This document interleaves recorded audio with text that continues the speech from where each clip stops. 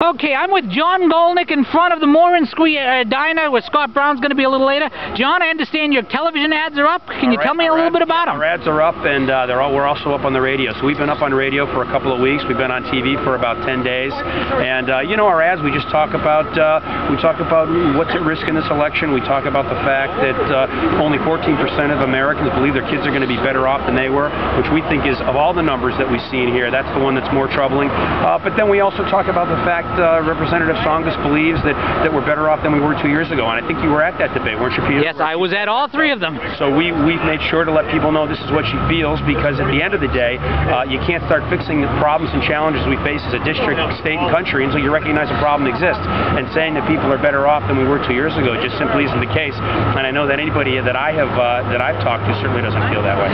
Last day of the campaign, feeling good about things? I feel good, yeah. I mean, we've always worked extremely hard, and we run hard through the finish line, and we have no regrets. So we've run a different campaign this time. We've done a lot more door knocking, probably over 40,000 doors we've hit, and we've just worked very hard on the ground.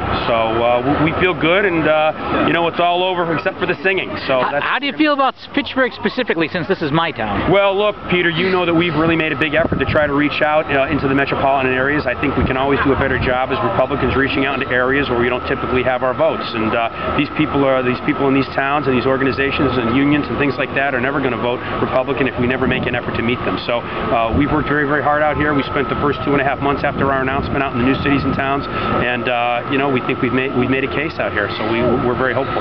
Now, I've been predicting that Mitt Romney has this election and it's not going to be close. Do you think that rising tide is going to be enough to lift the boats for a lot of GOP candidates? It certainly will, and I think Scott Brown's going to win as well. And look, it comes down to turnout, and I think we're more energized. The Republicans are, and the unenrolled tend to lean that way. So we feel pretty good. And for those who might not have found your website yet, last shot, where's your website? JonGolnik.com. JonGolnik.com. Jon Golnik, thank you very much.